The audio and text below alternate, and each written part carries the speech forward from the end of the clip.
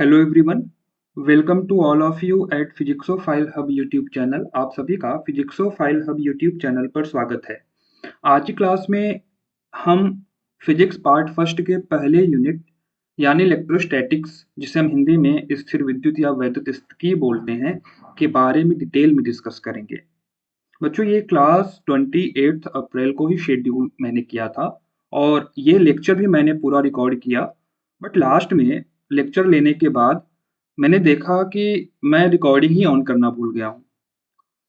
That's why I was not able to upload this video on that specific time.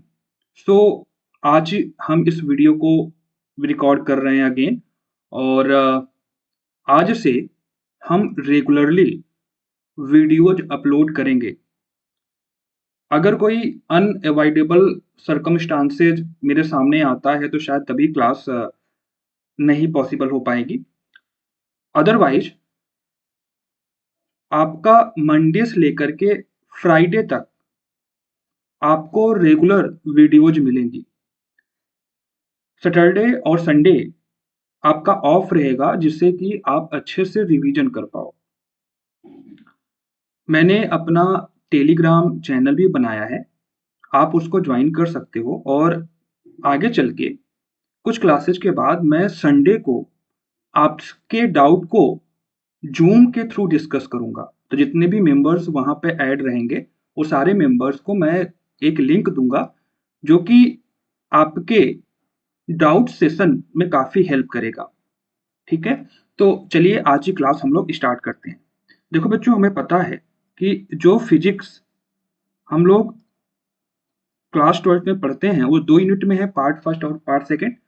जो part first है उसमें पहला unit जो है वो है इलेक्ट्रोस्टैटिक्स। हाँ बच्चों, एक बात मैं आपको और बताना चाहूंगा कि ये क्लास, हालांकि इलेक्ट्रोस्टैटिक्स जो पहला यूनिट हम उससे स्टार्ट करेंगे इस क्लास में, लेकिन ये क्लास फिजिक्स पार्ट फर्स्ट का टोन सेट करेगा।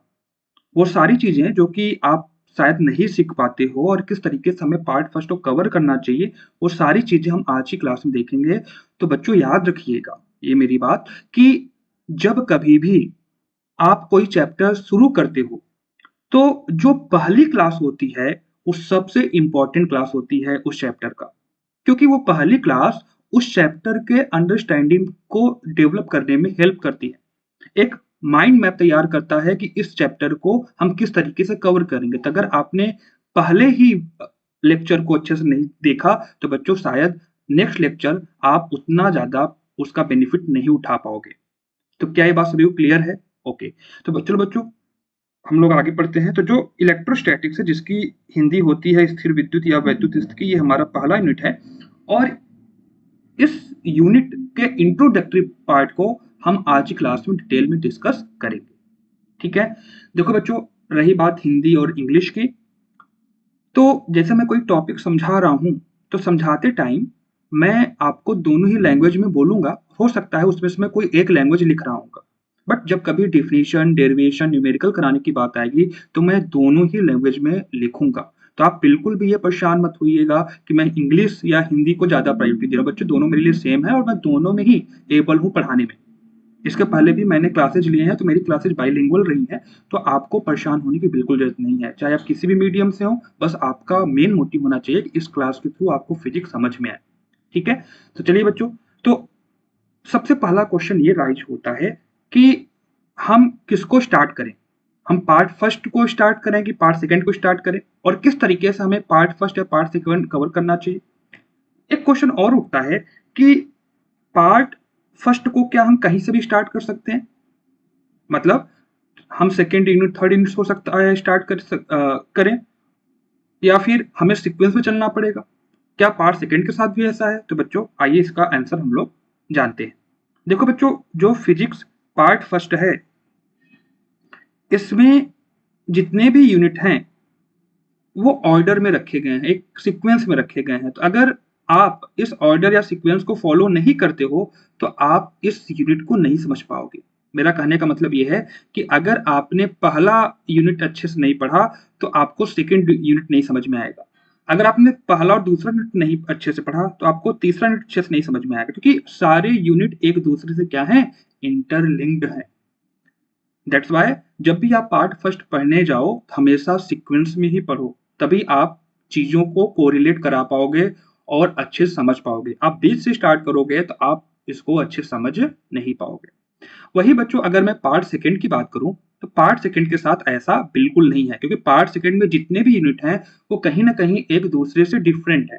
हम चाहे तो पहला यूनिट ऑप्टिक्स से शुरू कर सकते हैं, चाहे हम एटम शुरू कर सकते हैं, चाहे हम न्यूक्लियाई शुरू कर सकते हैं। तो मतलब कहने का यह है कि पार्ट सेकंड को किसी भी यूनिट से स्टार्ट किया जा सकता है, बट पार्ट फर्स्ट के साथ ऐसा बिल्कुल नहीं है। तो जब भी आप पार्ट फर्स्ट को पढ़ो मेरे साथ या किसी भी टीचर से आप पढ़ रहे होंगे तो आप एक चीज नोटिस करोगे कि टीचर हमेशा पार्ट फर्स्ट को सीक्वेंस में पढ़ाता है, लेकिन पार्ट सेकंड में कोई टीचर ऑप्टिक्स से शुरू कर सकता है, प्रकाशिकी से, कोई नाभिक शुरू कर सकता है, कोई एटम शुरू कर सकता है, या कोई सेमीकंडक्टर या अर्धचालक शुरू कर सकता है। तो आई होप आपको ये बात समझ में आ गई होगी। ऑलराइट, अब बच्चों अगर हम बात करें आज की क्लास के पहले यूनिट यानी इलेक्ट्रोस्टैटिक्स के बारे में, इलेक्ट्रोस्टैटिक्स के बारे में, तो बच्चों जो इलेक्ट्रोस्टैटिक्स है जिसको हम स्थिर विद्युत या वैद्युत स्थितिकी बोलते हैं, इसमें 4 चैप्टर हमें पढ़ने हैं। कितने चैप्टर पढ़ने हैं? 4 चैप्टर हमें यहाँ पे डिस्कस करने हैं। और बच्चों ये 4 चैप्टर कौन कौन से हैं? तो ये जो 4 चैप्टर हैं उसमें से पहला चैप्टर है आपका, वो है electric charge and electric field,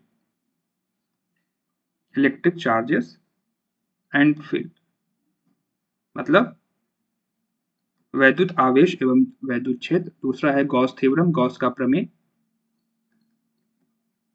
जो थर्ड चैप्टर है बच्चों electric potential and potential energy, वैद्युत विभव और वैद्युत स्थितिज ऊर्जा, इलेक्ट्रिक पोटेंशियल।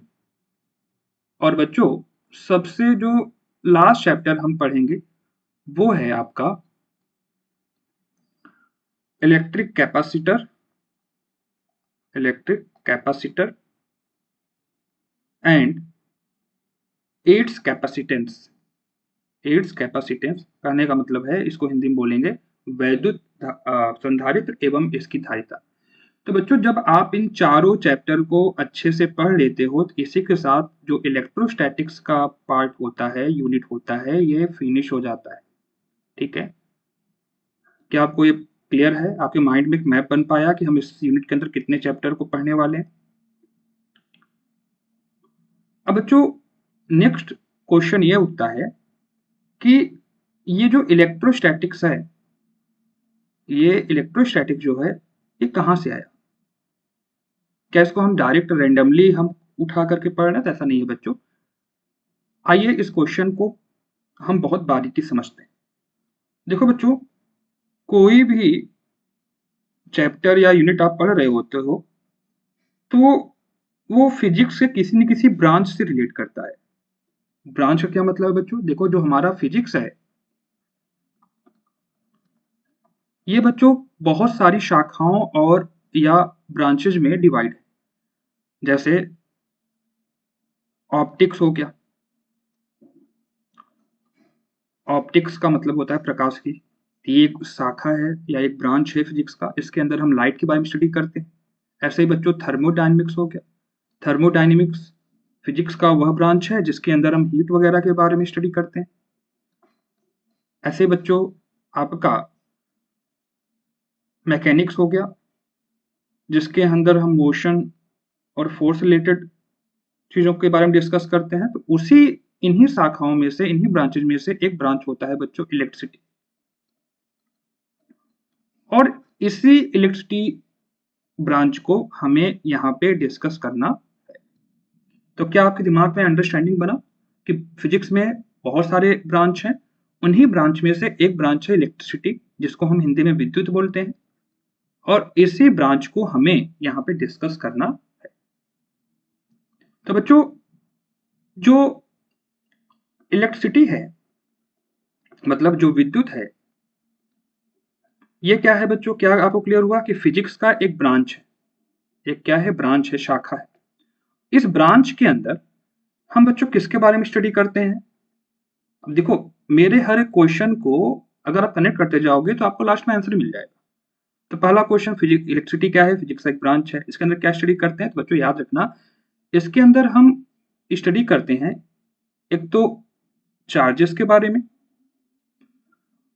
और मतलब चार्जेस मतलब आवेश के बारे में, और जो चार्ज बॉडीज हैं, जो चार्ज बॉडीज हैं, जो आवेशित वस्तुएं हैं, उनके इलेक्ट्रिक इफेक्ट या वैद्युत प्रभाव के बारे में हम लोग यहाँ पे स्टडी करते हैं। तो बच्चों, क्या आपको इलेक्ट्रिसिटी की डिफिनीशन याद करनी पड़ी क्या? नहीं। क्यों? क्योंकि आपके माइंड में सेट हो गया कि इलेक्ट्रिसिटी फिजिक्स का ब्रांच है जिसके अंदर हम स्टडी करते हैं चार्जेस के बारे में, आवेशों के बारे में, और साथ ही साथ जो चार्ज बॉडीज हैं, जो आवेशित वस्तुएं हैं, उनके इलेक्ट्रिक इफेक्ट यानी वैद्युत प्रभाव के बारे में। तो अगर हम इसको डिफाइन करना चाहें तो हम कैसे डिफाइन कर सकते हैं? अगर हम हिंदी इंग्लिश में बात करें तो the branch of physics, the branch of physics in which we study about charges and the electric effect of charged bodies is known as electricity। मतलब भौतिक विज्ञान की वह शाखा जिसके अंदर हम आवेश और आवेशित वस्तुओं के वैद्युत प्रभाव के बारे में अध्ययन करते हैं, उसी को हम क्या बोलते हैं? उसी को हम विद्युत बोलते हैं। तो आई होप आपको ये बात समझ में आ गया होगा। चलिए बच्चों, इसके आगे हम बात करते हैं। आप जो ये इलेक्ट्रिसिटी आपने भी देखा, ये जो आपने विद्युत देखा, ये बच्चों फर्दर इसके दो पार्ट हैं। फर्दर इसके दो पार्ट हैं। कौन कौन से बच्चों? पहला पार्ट है इलेक्ट्रोस्टैटिक्स।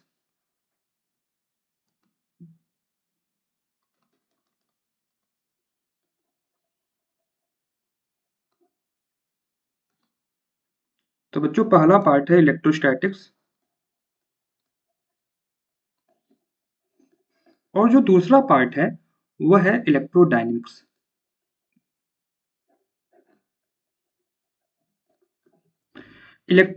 इसी इलेक्ट्रोडायनेमिक्स को ही बच्चों हम लोग करंट इलेक्ट्रिसिटी भी बोलते हैं।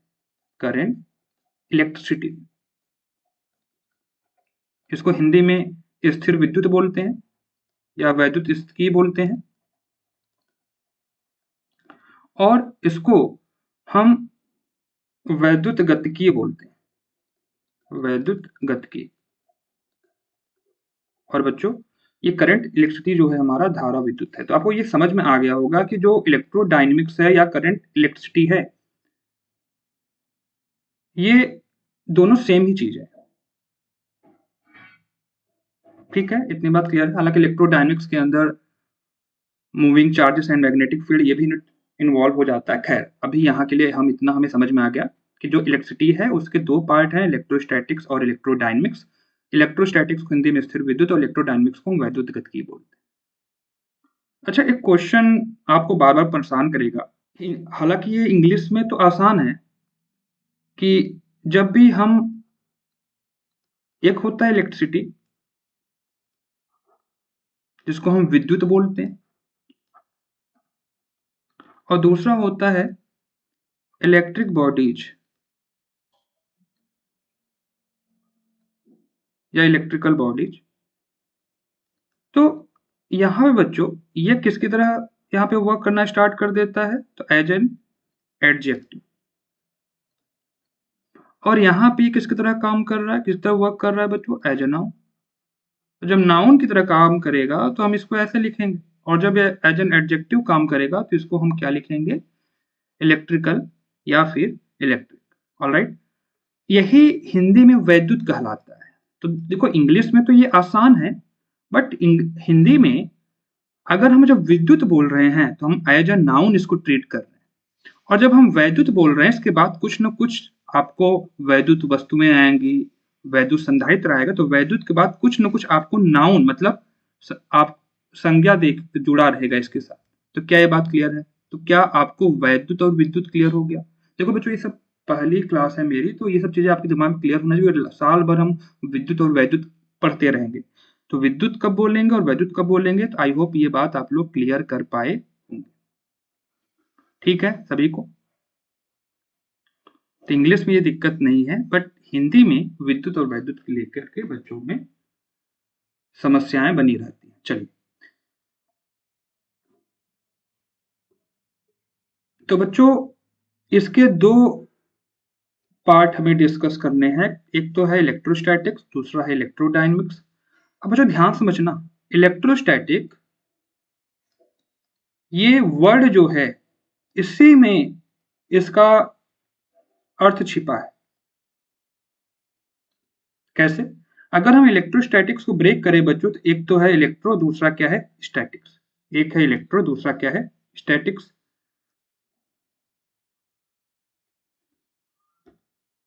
ये जो बच्चों आप इलेक्ट्रो जो है, अभी आप हमने देखा इलेक्ट्रो का मतलब है चार्ज। इलेक्ट्रो क्या मतलब है? चार्ज। और स्टैटिक्स इसका मतलब होता है बच्चों एट रेस्ट। इसका मतलब होता है एट रेस्ट। तो यहाँ पे इस यूनिट में जो चार्ज होता है बच्चों, ये ऑलवेज किस में होता है? एट रेस्ट पे होता है। जो आवेश होता है हमेशा विरामावस्था में होता है। हमेशा किस अवस्था में होता है? विराम की अवस्था में होता है, रेस्ट के केस में होता है। तो क्या बच्चों एक अंडरस्टैंडिंग डेवलप हुआ कि इलेक्ट्रिसिटी के अंदर जिस ब्रांच में हम उन चार्जेस के बारे में स्टडी करते हैं जो किसमें है? रेस्ट में है, उसको हम क्या बोलेंगे? इलेक्ट्रोस्टैटिक्स बोलेंगे। तो अगर इसको हमें डिफाइन करना हो इलेक्ट्रोस्टैटिक्स को, तो क्या बच्चों हम इजिली डिफाइन कर सकते हैं क्या? कि फिजिक्स का वह ब्रांच जिसके अंदर हम उन चार्जेस या उन आवेशों के बारे में स्टडी करते हैं जो किसमें होते हैं? रेस्ट में होते हैं, विराम की अवस्था में होते हैं, उसी को बच्चों हम क्या बोलते हैं? इलेक्ट्रोस्टैटिक्स बोलते हैं। और बच्चों बड़े मजे की बात यह है कि जो इलेक्ट्रोस्टैटिक्स का हमने 4 चैप्टर अभी इसके पहले देखा है, उन सभी 4 चैप्टर में चार्ज हमेशा रेस्ट में ही रहेगा। उन 4 चैप्टर्स में चार्ज कहीं मोशन में आपको देखने को नहीं मिलेगा। तो जब आप पहले चैप्टर से आप चौथे चैप्टर तक जाएंगे, तो चार्ज कभी भी मोशन में नहीं, हमेशा रेस्ट में ही दिखाई पड़ेगा। अब आइए बच्चों, आई होप आपके समझ में आ गया होगा। अब इसके आगे हम इलेक्ट्रोडायनेमिक्स की बात कर लेते हैं। तो बच्चों इलेक्ट्रोडायनेमिक्स, अब यहां से आप इसको ब्रेक कर सकते हो, इलेक्ट्रो प्लस डायनेमिक्स। तो इलेक्ट्रो का मतलब होता है चार्ज, इलेक्ट्रो का मतलब होता है चार्ज, और डायनेमिक्स का मतलब होता है क्या? डायनेमिक्स का मतलब होता है मोशन। तो यहाँ पे जो चार्ज होता है वो किस में होता है? चार्ज इसमें मोशन में होता है। ऑलराइट, क्लियर सभी को? यहाँ चार्ज गति में होता है। तो इसका मतलब फिजिक्स का वह ब्रांच जिसके अंदर हम उन चार्जेस और उनकी प्रॉपर्टीज के बारे में स्टडी करते हैं जो किस में होते हैं? मोशन में होते हैं, इस गतिमान अवस्था में होते हैं। तो उस ब्रांच को बच्चों हम क्या बोलते हैं? इलेक्ट्रोडायनेमिक्स बोलते हैं। तो बच्चों आप अगर ध्यान समझ पाओ, तो क्या हमारा नेक्स्ट यूनिट नहीं है क्या?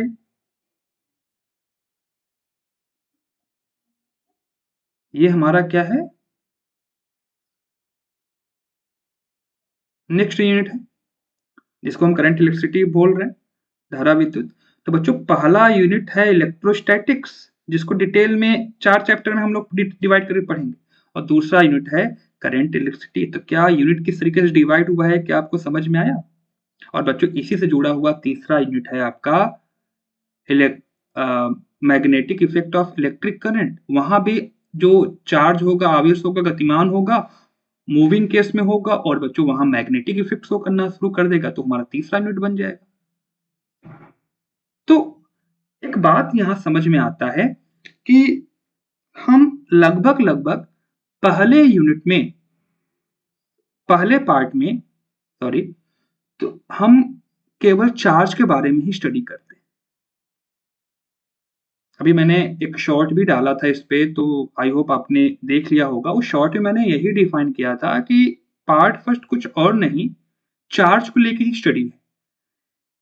एक्सेप्शनली एक आध चैप्टर हैं जिसके अंदर आपको चार्ज नहीं दिखाई पड़ेगा, उसके अलावा बच्चों जितने भी चैप्टर हैं उसमें चार्ज आएगा ही आएगा।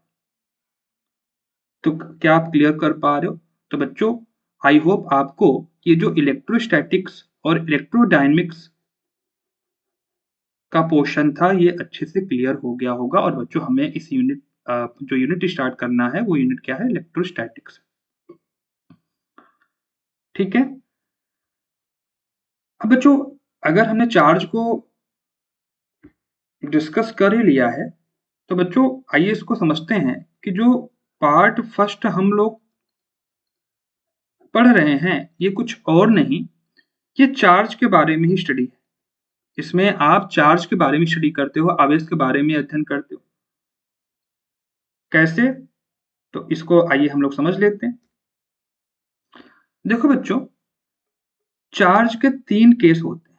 चार्ज कितने केस होते हैं? चार्ज के 3 केस होते हैं।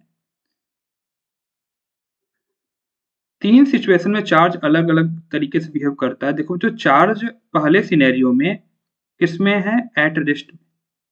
एट रेस्ट मतलब पहले सिनेरियो में ये आपका विरामावस्था में, और जब चार्ज रेस्ट में होता है तो इस केस में बच्चों यह इलेक्ट्रिक फील्ड यानी वैद्युत क्षेत्र उत्पन्न करता है, जिसको हम कैपिटल ई से दिखा रहे हैं।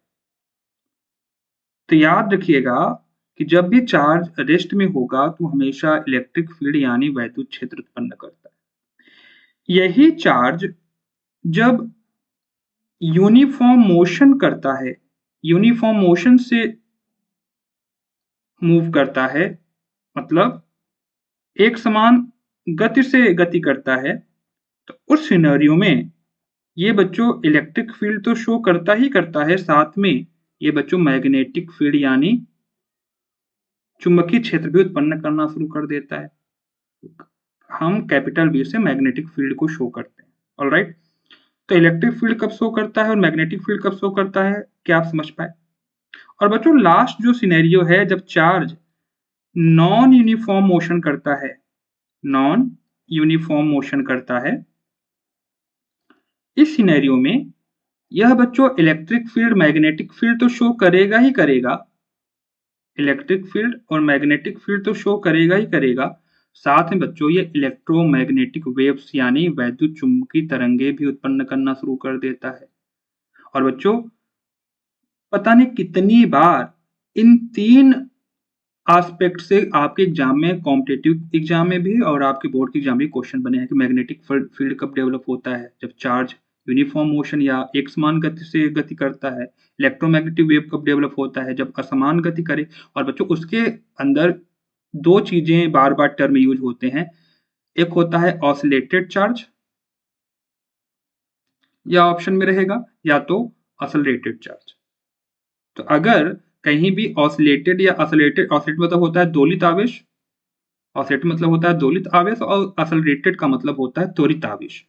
तो इलेक्ट्रोमैग्नेटिक वेव्स का स्रोत क्या है उत्पन्न करने का, सोर्स क्या है? तो बच्चों वहां पे अगर ऑसिलेटेड चार्ज है तो वो हमारा करेक्ट ऑप्शन होगा, अगर ये नहीं है तो बच्चों हमारा ऑप्शन क्या होगा, ऑसिलेटेड चार्ज यानी त्वरित आवेश।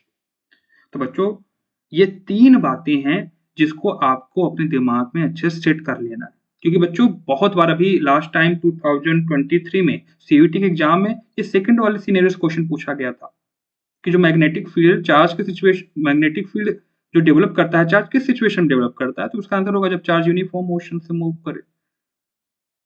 ऑलराइट, क्लियर है? अब बच्चों ध्यान समझो, ये पहला यूनिट है, इसके अंदर दूसरा और तीसरा यूनिट पढ़ेंगे, और बच्चों हमारा आखिरी यूनिट है, और बीच के यूनिट में भी चार्ज कहीं ना कहीं इन्वॉल्व होगा। इसका मतलब हम यहां समझ सकते हैं कि हम पार्ट फर्स्ट में डिटेल में चार्ज को ही स्टडी करते हैं। क्या आपको ये बात क्लियर है, समझ में आया सभी को? तो बच्चों इसको अगर आपको अपने दिमाग में सेट करना है तो ऐसे सेट कर सकते हो कि जो पार्ट फर्स्ट है, अगर इसको हम एक मूवी के तौर पे लें, एक फिल्म के तौर पे लें, तो बच्चों इसका जो हीरो होता है वो चार्ज होता है। तो अब बच्चों हम जो इलेक्ट्रोस्टैटिक्स यूनिट है उसको स्टार्ट करते हैं।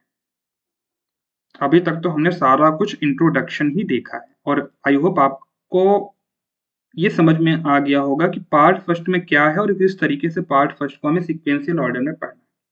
ऑलराइट, अब देखो बार-बार बच्चों मैं इलेक्ट्रोस्टैटिक्स बोल रहा हूँ तो आपको दिमाग में सेट होना चाहिए कि हाँ, ये स्थिर विद्युत या वैद्युत की है, ठीक है? इसको बार-बार मैं नहीं लिखूँगा। अब बच्चों इलेक्ट्रोस्टैटिक्स जैसे ही कोई चीज़ें स्टार्ट करता है, तो कुछ ही मिनट के अंदर उसका टॉपिक चार्ज हो जाता है। मतलब चार्ज क्या है, ना चार्ज की प्रॉपर्टीज़ क्या है, चार्ज कितने टाइप्स के होते हैं, वो उसका टॉपिक बन जाता है। लेकिन बच्चों दरअसल हम जब इस पहले चैप्टर यानी चार्ज एंड इलेक्ट्रिक फील्ड के बारे में पढ़ेंगे, तो हम डायरेक्ट चार्ज पे नहीं आएँगे।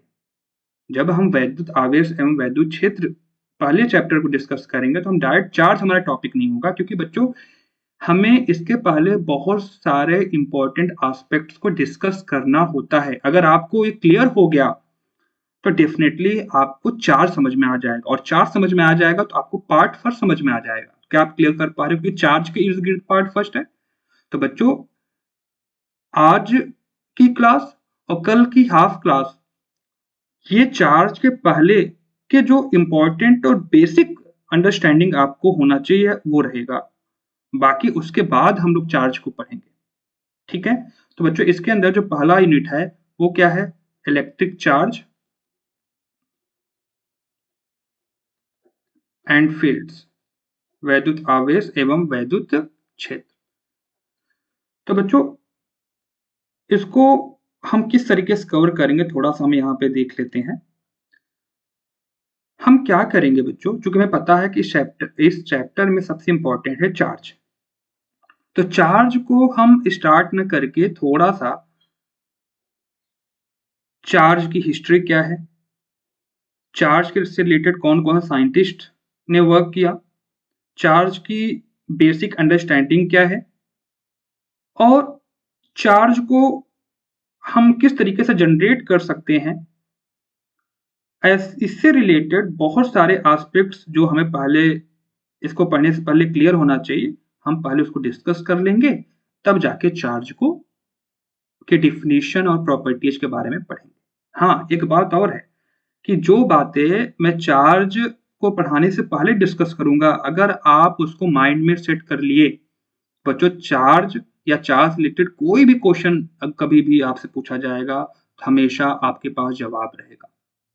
ठीक है? तो बच्चों आइए थोड़ा-सा हम चार्ज के हिस्ट्री के बारे में बात कर लेते हैं। इतिहास के बारे में बात कर लेते हैं। तो बच्चों एक फिलॉसफर थे, एक दार्शनिक थे जिनका नाम था थेल्स। अच्छा बच्चों एक बड़ा कन्फ्यूजिंग पार्ट ये है, आप नोटिस करोगे कि बहुत सारे ऐसे साइंटिस्ट हैं जिनके आगे फिलॉसफर लिखा होता है, मतलब दार्शनिक लिखा होता है।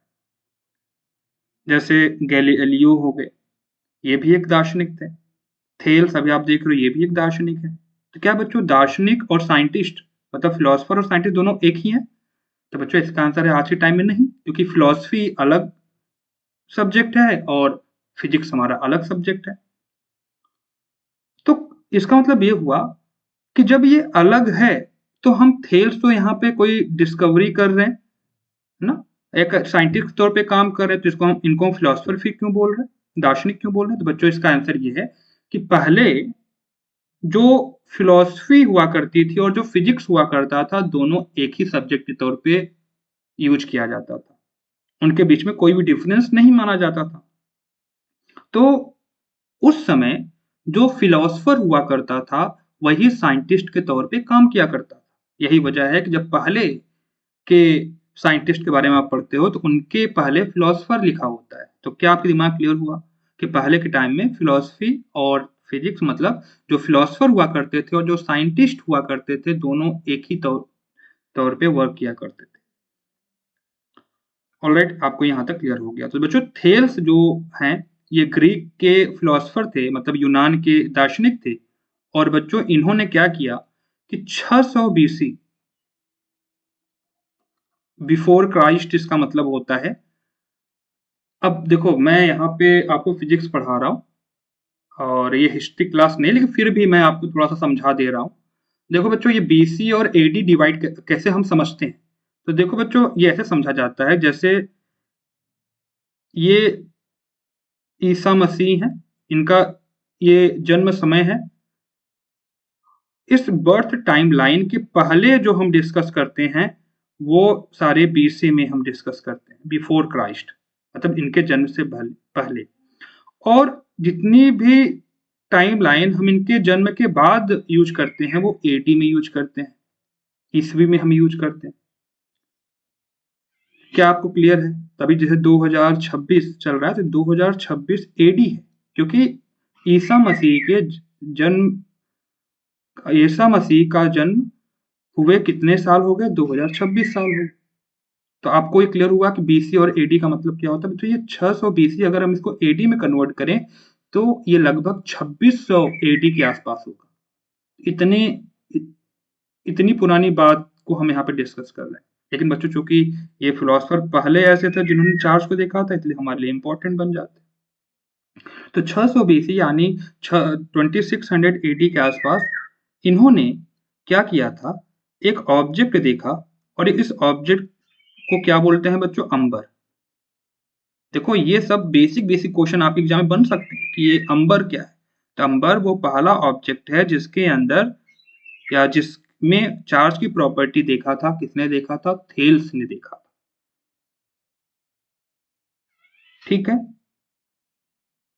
अब बच्चों ये जो अंबर है ये निगेटिवली चार्ज होता है, हालांकि इसके बारे में हम डिटेल में डिस्कस करेंगे। ये कैसा चार्ज होता है? निगेटिवली चार्ज होता है, दृढ़ावेशित होता है। और बच्चों मजे की बात यह है कि इसी के नाम के आधार पे इलेक्ट्रॉन शब्द रखा गया है। ये आपके नॉलेज के लिए है कि इलेक्ट्रॉन शब्द कहां से आया? इलेक्ट्रॉन शब्द अंबर शब्द से आया है, अंबर वर्ड से आया है। चूंकि अंबर निगेटिवली चार्ज था तो आज तक हम इलेक्ट्रॉन को कौन से चार्ज के तौर पे कंसीडर करते हैं? निगेटिवली चार्ज के तौर पे, ऋणावेशित के तौर पे यूज करते हैं। और ये सबसे हमारा अभी तक का सबसे स्मॉलेस्ट यूनिट है निगेटिवली चार्ज। तो आप इतना क्लियर कर पाए। पहला ऑब्जेक्ट कौन था? अंबर। इसी को हम क्या बोलते हैं? इलेक्ट्रॉन, जो कि आज भी हम यूज कर रहे हैं। इस पे कौन सा चार्ज होता है? निगेटिवली चार्ज होता है। किसने देखा था? थेल्स ने देखा था। कब देखा था? 600 बीसी यानी 2600 एडी के आसपास। कहाँ से थे ये? ग्रीक से थे। ये क्या थे? दार्शनिक थे। देखो एक माइंड मैप हमारा बन के तैयार हो गया। अब इन फ्यूचर कभी भी कोई क्वेश्चन यहाँ से आएगा, क्या आप जवाब दे लोगे? तो ये हमने पहले फिलोसफर या साइंटिस्ट के बारे में डिस्कस किया। अब बच्चों जो नेक्स्ट हमारे साइंटिस्ट हैं, जो कि एक ब्रिटिश साइंटिस्ट हैं या इंग्लिश साइंटिस्ट हम इनको बोल सकते हैं।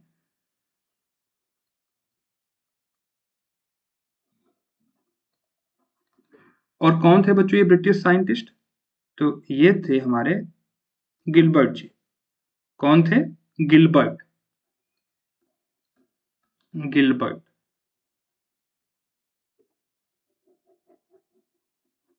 ये एक ब्रिटिश साइंटिस्ट थे। इन्होंने क्या बच्चों योगदान दिया? इन्होंने एक टर्म दिया था, उस टर्म को बोला जाता है electricals. Electricals.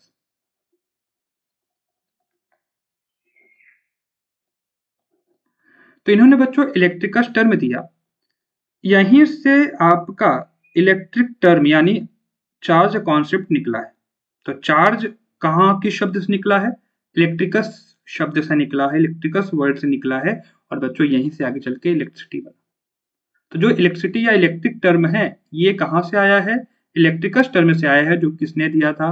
British scientist Gilbert ने दिया था। तो बच्चों पूछा जा सकता है कि ये वैद्युत या विद्युत टर्म किसने दिया था? तो वो उसका आंसर हुआ गिलबर्ट ने। और किस टर्म से इन्होंने ये वर्ड डिराइव किया था? तो वो है इलेक्ट्रिकस। ठीक है। अच्छा एक्चुअल में इसका मतलब होता है, ध्यान समझना, इसका मतलब होता है चार्ज्ड। जैसे आप कभी कभी गुस्सा हो जाते हो तो आपका बॉडी चार्ज हो जाता है, उस समय आपके पास इतनी एनर्जी होती है, बाद में जब आप गुस्सा शांत हो जाते हो आप खुद सोचने पे मजबूर हो जाते हो कितनी एनर्जी आई कहाँ से। दरअसल जो चार्ज वर्ड है वो इसी कॉन्सेप्ट से निकला है। जिस तरीके से हमारे अंदर समय समय पे चार्ज का भाव होता है, क्रोध या गुस्सा हमें आता है, तो हमारी एक एबनॉर्मल प्रॉपर्टी हो गई क्या? कुछ अलग हो गया क्या? ऐसे ही बच्चों जब कोई बॉडी या वस्तु कुछ एबनॉर्मल प्रॉपर्टी, एक्साइटेड स्टेट जिसको हम उत्तेजित अवस्था बोल सकते हैं, उसको शो करता है, तो उसी को हम चार्ज्ड बॉडी बोल देते हैं। और इसी को इन्होंने क्या बोला? इलेक्ट्रिकस। आई होप आपको यहाँ तक क्लियर होगा। ऐसे बच्चों बहुत सारे साइंटिस्ट हैं, लेकिन मैं यहाँ पे मेन साइंटिस्ट को ही डिस्कस कर रहा हूँ। और बच्चों तीसरा जो है, जो तीसरे साइंटिस्ट हैं वो है बच्चों सबसे important Benjamin Franklin. Benjamin Franklin, ठीक है बच्चों, यहाँ पे आर होगा, बेंजामिन फ्रैंकलिन। तो जो बेंजामिन फ्रैंकलिन है, इन्होंने क्या किया बच्चों? इन्होंने जो पॉजिटिव और निगेटिव चार्ज हम लोग बोलते हैं, धनात्मक और ऋणात्मक आवेश बोलते हैं, इस शब्द को दिया था, इस वर्ड को दिया था। याद रखना, इन्होंने खोजा नहीं था पॉजिटिव निगेटिव चार्ज, इन्होंने ये शब्द दिया था कि हाँ इसको पॉजिटिव चार्ज बोलेंगे और इसको निगेटिव चार्ज बोलेंगे। तो पॉजिटिव और निगेटिव चार्ज इस वर्ड को देने वाले जो साइंटिस्ट हैं वो बेंजामिन फ्रैंकलिन है। इसका मतलब ये है कि इन शब्दों को देने के पहले भी चार्ज का कुछ नाम रहा होगा। तो बच्चों हाँ बिल्कुल, हम पॉजिटिव चार्ज को इनके पहले बोलते थे विट्रस। क्या बोलते थे बच्चों? विट्रस। और नेगेटिव चार्ज को हम लोग क्या बोलते थे? रेसिनस। रेसिनस। ये विट्रस है और ये क्या है? रेसिनस। इसको हिंदी में भी यही बोलते हैं। तो बच्चों जब इन्होंने पॉजिटिव निगेटिव वर्ड नहीं दिया था उसके पहले हम इसको विट्रस या रेसिनस बोलते थे। क्योंकि आप ही बताओ, जब अगर मैं पॉजिटिव निगेटिव चार्ज बोलता हूं तो आपका माइंड को तुरंत कनेक्ट कर लेता है, लेकिन जब मैं विट्रस और रेसिनस बोलता हूँ थोड़ा सा टाइम टेकिंग है। तो इन्होंने चीजों को आसान करने के लिए विट्रस को पॉजिटिव चार्ज से रिप्लेस कर दिया और रेसिनस को निगेटिव चार्ज से रिप्लेस कर दिया। क्लियर है यहाँ तक? अब बच्चों इन्होंने पॉजिटिव और निगेटिव चार्ज ही शब्द क्यों दिया? आप समझ पा रहे हो? इन्होंने पॉजिटिव और निगेटिव चार्ज शब्द को ही क्यों दिया? तो बच्चों उसके पीछे का जो लॉजिक है वो है मैथमेटिक्स। तो बच्चों पता है ये सब, ये जो टर्म है ये मैथ्स निकले हैं। मैथ्स में आप कहते हो ना ये पॉजिटिव डिजिट है, निगेटिव डिजिट है, तो ऐसे ही इन्होंने मैथ्स की हेल्प से पॉजिटिव निगेटिव टर्म दिया था। इनकी अंडरस्टैंडिंग कुछ इस प्रकार से थी बच्चों, आइए इसको समझते हैं। जैसे मान लो कोई संख्या या कोई डिजिट है 4, ये पॉजिटिव है। सेम डिजिट ये निगेटिव है, ये +4 है, -4 है। अगर हम इनको ऐड कर दें तो बच्चों ये क्या हो जाएगा? ये 0 हो जाएगा। और फिजिक्स में इसी 0 को हम लोग न्यूट्रल बोलते हैं। क्या बोलते हैं? न्यूट्रल। क्या बोलते हैं इसको? न्यूट्रल बोलते हैं, उदासीन जिसको हम बोलते हैं हिंदी में। तो अगर जितना पॉजिटिव चार्ज है, अगर उसी बॉडी में उतना ही नेगेटिव चार्ज है तो बॉडी न्यूट्रल होता है। क्या बच्चों आपको न्यूट्रल की डिफिनेशन समझ में है? हमने यहाँ से डिफिनेशन निकाला, न्यूट्रल क्या होता है, किसी बॉडीज के न्यूट्रल होने का मतलब क्या है फिजिक्स में। तो अगर उस बॉडी में जितने पॉजिटिव चार्ज हैं और जितने निगेटिव चार्ज हैं, अगर दोनों सेम हो जाए तो बॉडी अपने आप न्यूट्रल हो जाता है। इसी कॉन्सेप्ट के बिहाफ पे इन्होंने पॉजिटिव निगेटिव टर्म दिया था। इस कॉन्सेप्ट को देखिए, पॉजिटिव है ये निगेटिव है, दोनों सेम है तो न्यूट्रल। अब यहां से बच्चों एक बात हम कनेक्ट करते हैं, क्या हम 3 एस्पेक्ट जो आपके माइंड में चार्ज को सेट करेगा कि चार्ज होने का मतलब क्या है। तो बच्चों पहला सिनेरियो है कि अगर किसी बॉडी में पॉजिटिव और निगेटिव चार्ज इक्वल हो जाएं, पॉजिटिव निगेटिव चार्ज इक्वल हो जाए, तो बच्चों उस बॉडी को हम लोग क्या बोलते हैं? न्यूट्रल। अब बच्चों ये जो पॉजिटिव चार्ज कहां से आता है? तो ये प्रोटॉन की वजह से आता है। ये नेगेटिव चार्ज कहां से आता है? इलेक्ट्रॉन की वजह से आता है। क्या बात क्लियर है? पॉजिटिव चार्ज प्रोटॉन की वजह से आता है किसी बॉडी पे, और जो नेगेटिव चार्ज होता है इलेक्ट्रॉन की वजह से होता है।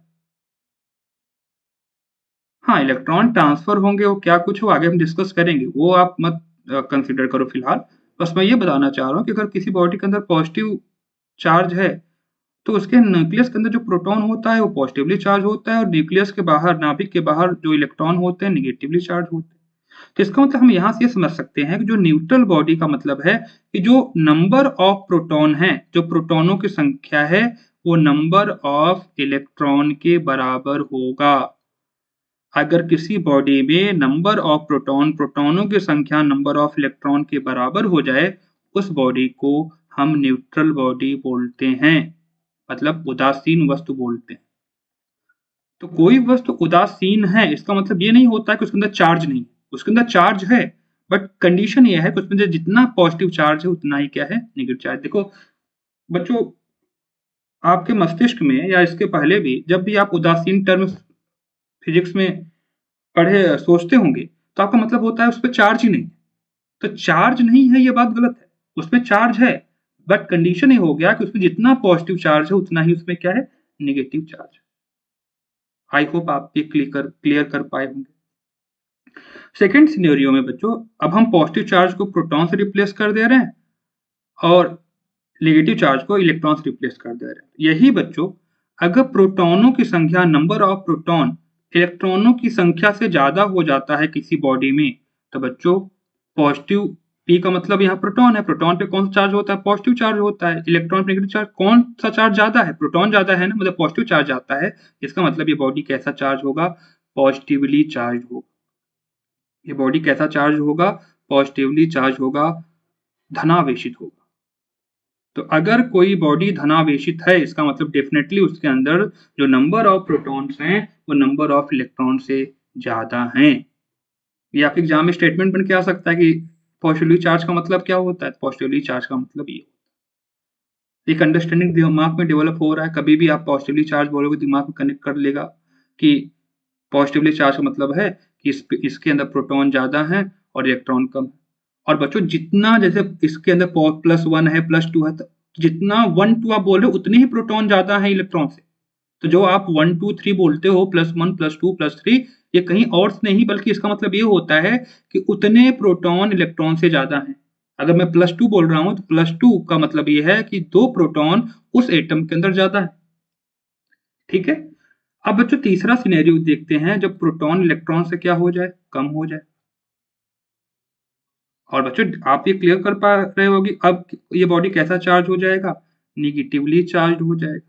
अगर ये निगेटिवली चार्ज हो जाएगा, इसका मतलब ये है कि इसके अंदर इलेक्ट्रॉन ज्यादा है, प्रोटॉन कम। अब बच्चों सेम कॉन्सेप्ट कि जितना निगेटिव चार्ज होगा, -3 -2 -1, इसका मतलब उतने ही इलेक्ट्रॉन ज्यादा है प्रोटॉन से।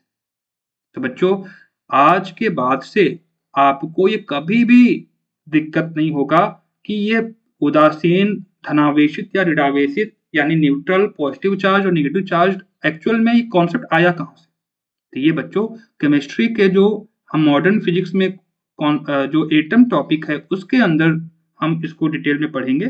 फिलहाल के लिए इस चैप्टर को, चूंकि हमें चार्ज पढ़ना है, तो इस चैप्टर को कनेक्ट करने के लिए हमें थोड़ा सा इस बेसिक अंडरस्टैंडिंग को हमें समझना पड़ेगा, जो कि हमने यहाँ अच्छे से समझ लिया है।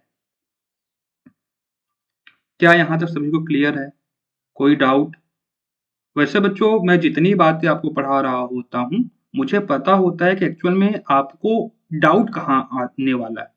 यही वजह है कि चूंकि वो डाउट आपके मन में आया ही नहीं, उसके पहले मैं उसको डिस्कस कर लेता हूँ। तो बच्चों अगर मैं आपसे कोई कमिटमेंट कर रहा हूँ कि मैं आपके लिए फिजिक्स आसान कर दूंगा, तो बच्चों एक्चुअल में जब आप पूरे मन से इस क्लास को लेंगे तो आप इसको फील करेंगे। ठीक है। अब जैसे आज की क्लास देखने के बाद मैं जितनी बात आपको बताया हूँ, शायद ही कहीं भी आपने इसके पहले पढ़ा होगा। आप जिस भी स्कूल में पढ़ रहे होंगे, हो सकता है कई 1-2 चैप्टर खत्म भी हो गए होंगे, लेकिन बच्चों क्या ये बेसिक अंडरस्टैंडिंग आपको पढ़ाया गया? नहीं, सभी टीचर तो ऐसे नहीं होते। बहुत सारे टीचर हो सकता है और भी बेटर स्टार्ट कर सकते हैं, लेकिन स्कूल्स में आज के टाइम में देखता हूँ, कोचिंग में फिजिक्स का मतलब सिलेबस कवर करना हो गया है। बस हमारा सिलेबस कवर हो जाए, हमारा फिजिक्स खत्म हो जाए, हमारा काम खत्म हो गया। लेकिन बच्चों अगर फिजिक्स को सिलेबस कवर करने के बेस पे हम पढ़ाएंगे तो हमारा फिजिक्स तो खत्म हो जाएगा, लेकिन बस टीचर की तरफ से खत्म होगा, स्टूडेंट्स के एंड से नहीं। और हमारा मेन मोटिव स्टूडेंट को समझाना है, ना कि हमें खुद समझ करके बस उसे बता के निकल जाना है, भले ही बच्चों को ना समझ में आए। तो बच्चों इस क्लास में ऐसा बिल्कुल नहीं होगा। ये जो क्लास नोट्स हैं आपको मेरे टेलीग्राम चैनल पे मिल जाएगा। मेरा जो टेलीग्राम चैनल है वो डिस्क्रिप्शन बॉक्स में दिया हुआ है, तो आप वहाँ से ज्वाइन कर सकते हो। और मैंने वीडियो की स्टार्टिंग में ही बताया कि मैं कुछ क्लासेस के बाद से संडे को ज़ूम पर आपके लाइव डाउट सेशन क्लास भी रखूँगा। तो जितने बच्चे टेलीग्राम से कनेक्ट रहेंगे तो डेफ़िनेटली उसके अंदर मैं एक लिंक शेयर करूँगा, उस लिंक के थ्रू आप मुझसे कनेक्ट हो सकते हो, अपने डाउट सामने से पूछ सकते हो। हालाँकि कोई डाउट रहेगा नहीं, फिर भी अगर कोई डाउट रह जाता है तो आप पूछ सकते हो। और बच्चों जितने आसानी से अभी हम थ्योरी पढ़ रहे हैं ना, ये थ्योरी भी है, साथ में कॉन्सेप्ट भी सीख रहे हैं, उतने ही आसानी से हम लोग डेरिवेशन और न्यूमेरिकल भी करेंगे। ठीक है, क्लियर है सभी को? तो बच्चों मैं आज के लिए बस इतना ही रखता हूँ। उम्मीद है कि इस क्लास को देखने के बाद आपको एक सैटिस्फैक्शन की फीलिंग होगा। और बच्चों अगर थोड़ा-सा भी ये क्लास आपको समझ में आया हो, तो इस चैनल को आप थोड़ा-सा हेल्प कर सकते हो सब्सक्राइब करके, लाइक करके, कमेंट करके और दूसरे को फॉरवर्ड या शेयर करके। ऐसा मैं इसलिए कह रहा हूँ, देखो बच्चों कंटेंट तो यहाँ पे मैं अपने पूरे 100% प्योर माइंड से दे रहा हूँ, पूरी ईमानदारी से दे रहा हूँ। बट ये सभी बच्चों तक पहुँचे ऐसा ज़रूरी नहीं है ना। लेकिन जब भी आप इसके अंदर लाइक करते हो, शेयर करते हो, तो यूट्यूब को पता चलता है कि हाँ, यहाँ ये कंटेंट अच्छा प्रोवाइड किया जा रहा है, तो वो भी इसको प्रमोट करता है। तो बच्चों आज के लिए बस इतना ही, कल हम और पढ़ाई करेंगे। Thank you all to watching this session.